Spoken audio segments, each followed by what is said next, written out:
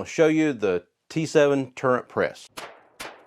It would be considered more of a single stage press because you're only doing one thing at a time. So your progressive presses, they're going to have all the dies set up, and each time you pull the lever down, it's going to do multiple applications as you're going through the dies. It'll do them all at one time rather than having to rotate this thing around to get it to the different dies. So I looked at a lot of presses before I picked out the T7 and read a lot of reviews on it, and everybody really liked the way the T7 was built. It's got a solid cast iron frame here, and the way this thing is built, it's not going to move on you. You can exert as much pressure as you need to with the lever, and it's not going to kick this turret, the head here, up any as you're going around it. It's got a solid base here, and it's got a piece that comes out, and it's kind of a U shape here at the back. The dies spin through the bottom of the U, but then it's got another leg that comes up on the back here that when you press against this piece here, and you've got your shell in here and you're pushing it up into the die, it's not going to kick that up because it's got another leg here in the back that's actually supporting this side of the turret head. So it's very stable. This thing is not going to move around on you at all. You can change the head of the press by taking out this big Allen screw here in the top, put it back in here, and then if you wanted to keep one set of dies set up for your handgun cartridges that you normally load all the time, and then have another head that's set up with your rifle cartridges, it's very easy to do that. You just have to change out that one screw and make sure that the little ball detent back here in the back that goes into each one of these little holes right here, as you're rotating the head around, the little ball catches in those holes to keep it from moving around while you're actually working on the press. But you can get different heads for these things, so you can have multiple dies set up at the same time and just change out the head to be able to do the different die setups.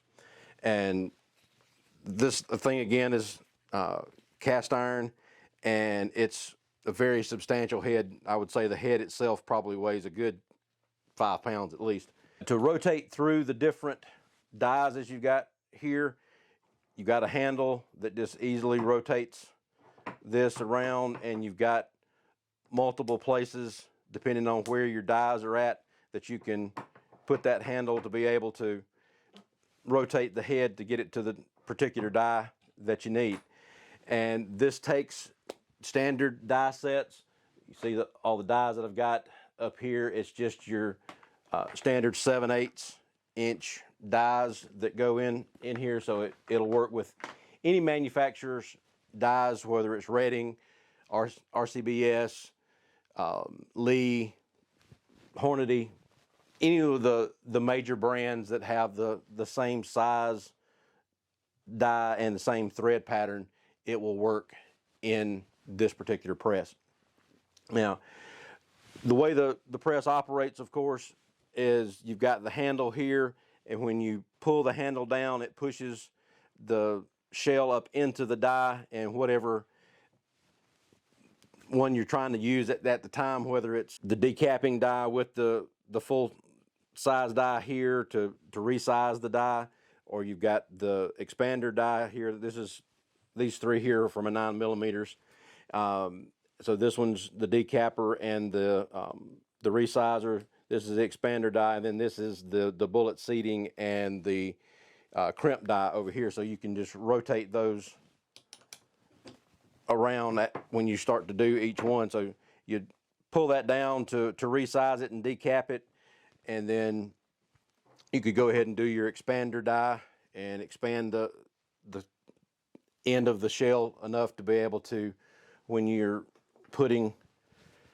getting it resized, to be able to seat the bullet down in there just a little bit before you put it through the the bullet seating die. Put the primer in, and then put your powder in, and then use this last one to seat the bullet and to crimp it to hold the bullet in place. It's got a few other options that goes with it. It's got a priming station that you can put on here. You mount this onto the press, and then it has this piece here that goes in it. Your primers drop through this, and then they catch on that little stud right there, and then you pull this back and forth to put the primers in. So when you'd raise that up, and then it would go in there to put the primer in, and you'd pull the handle back down to press it into place. Well, I tried using this for a while.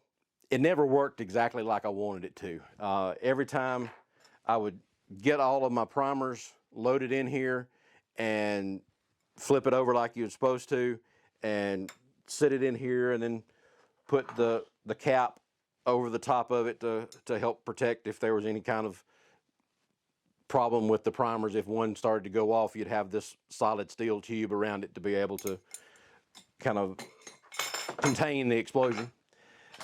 Thankfully, none of that's ever happened for me. But this thing just does not work exactly like it's supposed to. Every time, just about it, I would pull it back to put a new primer into the little pocket right here. It would flip the primer over, so it'd be upside down. So I'd have to stop, get the primer out, flip it back over in the correct orientation so that it would go up into the head of the case properly, rather than having the anvil pointing back out toward the outside rather than into the case itself. So I got tired of dealing with it, and I use the press for decapping and resizing the shell. I actually use a hand primer.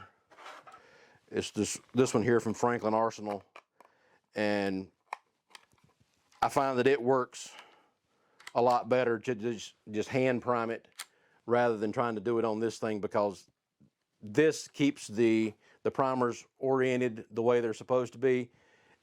This thing with the large and the small primers, it was flipping everything over on me, and it was just a pain in the tail to try to get the primers done like they were supposed to. Don't know whether I was doing something the way I wasn't supposed to or what, but I read all the instructions and tried to do it like I saw in the videos on Redding's site. It just never worked exactly right for me. So that's the only part of the system that I would knock at all, is the priming. It just didn't work like I wanted it to, so I took it off the press because it was actually kind of in the way right here anyway. The way it sets up, it mounts right here onto the front of the press, so it just sticks out further and just makes it a little more aggravating to try to work around. So I like the hand primer a lot better. If I get to where I'm doing any more or trying to do more of a production type thing, then I would switch from this type press to a more progressive press anyway, to be able to do more at a time rather than trying to do one case at a time. But this one allows you to set the cases up and get a nice even finish on each one of the cases. Everything comes out looking exactly the same once you set your dies up. This thing is very repetitive, and you don't have a problem with one case coming out looking one way and another one coming out looking another way. So it's all works very well on the press itself. So again, the way it works, you pull this down, and when you got the decapping die in here, it would push the primer out. It drops down through the ram itself, and then there's actually a plastic hose down here at the bottom that catches all of the old primers. So it's got a cap in the end of the hose. You let them collect however many you're doing at the time. I've done several hundred cases before I empty this thing, and it, depending on what size primer you're using, it only gets about halfway up the hose when you're taking out all the old primers. and then you just pop that plug out, drop it down into a trash can, and then you can get rid of all your old primers that way. System works very well for that. Every once in a while, you'll have one of the old primers that will, instead of going straight down the tube there in the ram, it'll hit this piece here where the notch is. The primer feed is supposed to go into the ram, and it'll let the old primer bounce out. But that happens maybe once or twice out of every 50 cases that you're doing. So it's not a huge problem. Depending on what kind of floor you've got in your room, if you've got carpet in there, just try to find it before you actually vacuum, because it make a nice racket in the vacuum cleaner when you pick up one of those things. I really like the way the turret press is set up.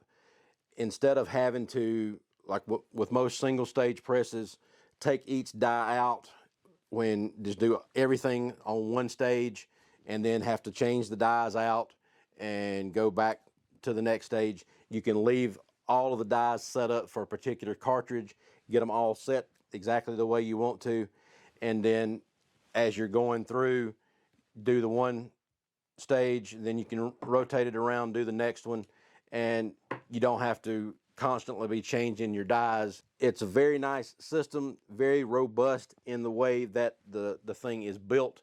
You don't have to worry about it moving around on you once you get it bolted down. The table's going to move before the press itself does. So very sturdy press.